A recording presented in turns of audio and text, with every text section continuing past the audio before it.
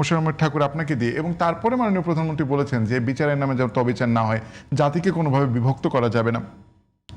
৭১-এ আমরা দেখেছি যে স্পষ্টভাবে জাতি দুইটা ভাগে বিভক্ত ছিল, স্বাধীনতার পক্ষে এবং স্বাধীনতার বিপক্ষে। জুলাইয়েও তাই, জুলাইয়ে যাদের বিপক্ষে জুলাই বিপ্লব, জুলাই গণ অভ্যুত্থান যে নামে আমরা অভিহিত করি না কেন, সেখানেও দুইটা পক্ষ হয়ে গেছে, অর্থাৎ জুলাইয়ের পক্ষ এবং জুলাইয়ের বিপক্ষ শক্তি। আজকে যখন আমরা এই যে বিভক্ত না করার কথা বলি, এটি দ্বারা আসলে আমরা কি বোঝাচ্ছি? আমরা চাইলেও কি আসলে জুলাইয়ের যারা বিপক্ষ শক্তি, যাদের বিরুদ্ধে জুলাই হয়েছিল, যাদের বিরুদ্ধে, তাদেরকে কি একত্রে আনতে পারি কি না? ৭১-কে যেমন আমরা পারি না। আমি প্রধানমন্ত্রীর যে বক্তব্যটা আপনি কোট করলেন, সেটাকে যদি আমরা রাজনৈতিকভাবে বিশ্লেষণ করতে চাই, তাহলে বিএনপি যে রাজনীতিটা করে সেটার নাম হচ্ছে politics for national unity and productivity. তো সেখানে বিএনপি জাতির ঐক্য এবং উৎপাদন সক্ষমতা অর্জন এ দুটাতে বিশ্বাস করেন।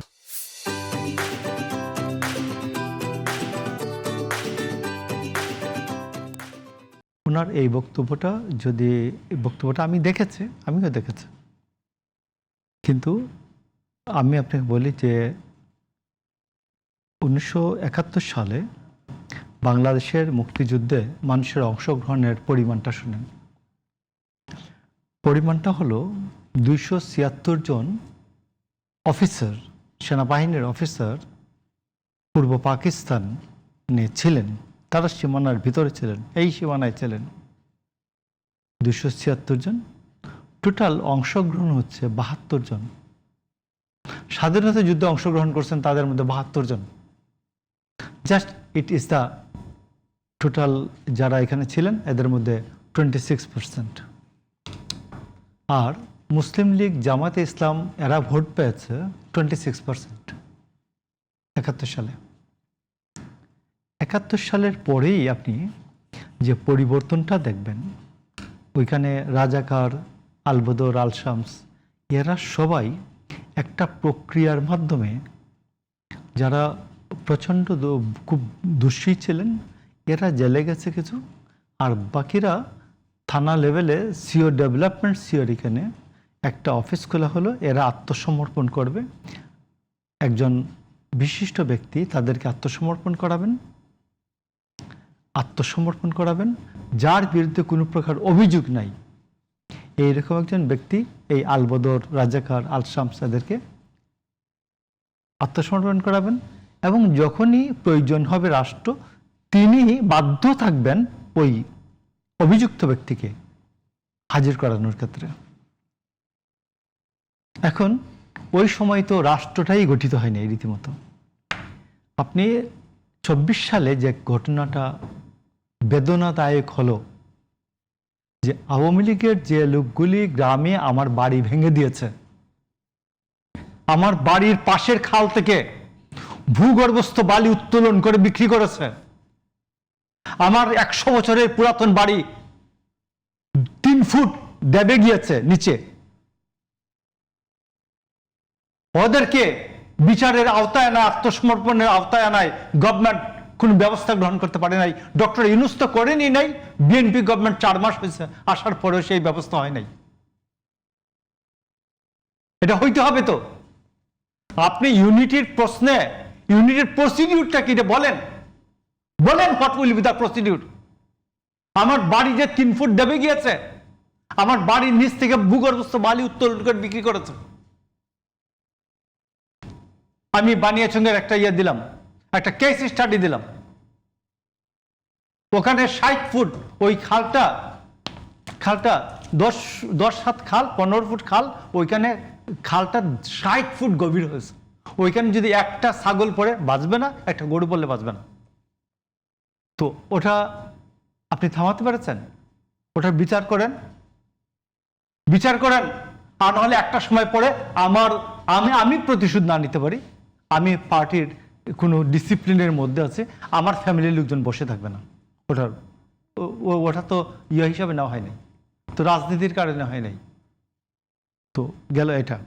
আপনি একটা জিনিস খেয়াল করবেন, 71-এর পরে যত মুসলিম লীগার ছিল এরা সবাই মাপ চেয়েছে। প্রত্যেক জায়গায় মাপ চেয়েছে, অনুশোচনা, বলছে যে আল্লাহর রাস্তায় মাফ করে দেন, ভুল হয়েছে, এটা সিদ্ধান্ত ভুল। আপনি আওয়ামী লীগের প্রত্যক্ষ পরোক্ষ প্রচ্ছন্ন কোন আওয়ামী লীগারকে আজ পর্যন্ত বাংলাদেশের মাটিতে কোথাও শুনেছেন যে শেখ হাসিনা এটা ভুল করেছেন? শেখ হাসিনা ভুল করেছেন, শেখ হাসিনা ভুল যে 1400 লোক মারা গিয়েছে।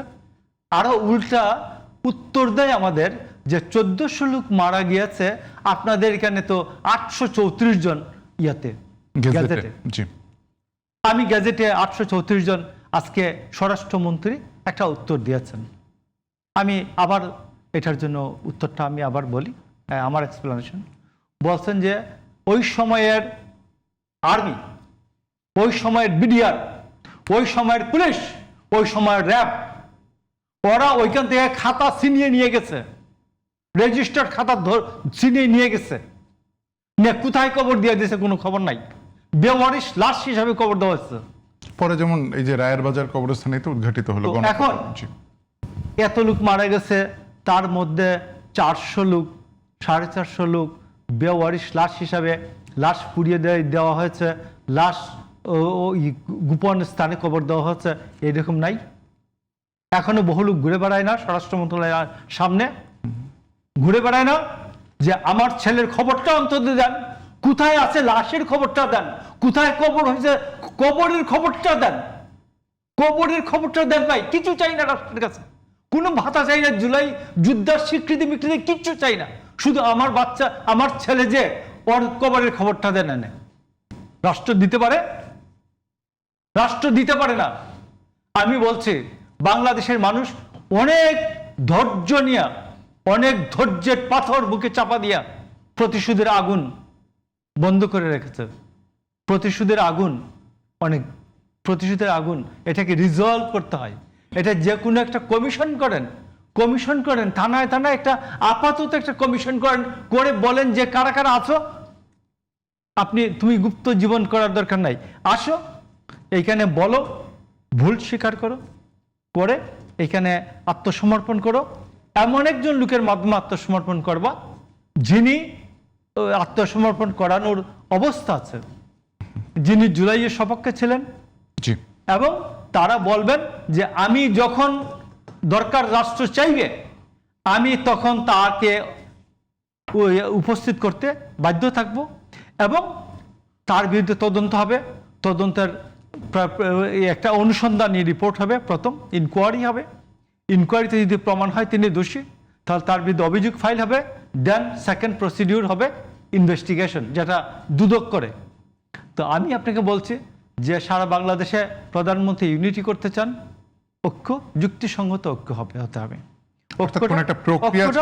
জাতীয় ঐক্যটা হবে যুক্তিসঙ্গত, জাতীয় ঐক্যটা হবে উৎপাদনের সপক্ষে, জাতীয় ঐক্যটা হবে দেশের উন্নয়নের সপক্ষে, জাতীয় ঐক্যটা হবে জাতি এগিয়ে যাওয়ার সপক্ষে। এইটা তো আমি মানি আপনার এই কথা, কিন্তু আপনি হাত গুটিয়ে বসে থাকবেন অপরাধীদের, খুনিদেরকে জন্য, যারা বাড়ি ভেঙে দিয়েছে, আমার বাড়ির নিচ থেকে ভূগর্ভস্থ বালি নিয়ে বিক্রি করেছে, আপনি তাদেরকে ছেড়ে দিবেন আর আমি মানবো না তো।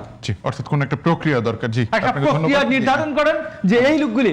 আর আওয়ামী লীগের আপনি মনে করি এখন জনগণ যতক্ষণ পর্যন্ত যে আওয়ামী লীগের বাধ্য না বলবে যে হাসিনা খুনি, হাসিনা ভুল করেছে, এই জন্য আমরা মাপ চাই, আমি অনুশোচনায় এক দগ্ধ, এই কথাটি না যতক্ষণ বলবে কোন আওয়ামী লীগকে ছাড় দেওয়া উচিত হবে না।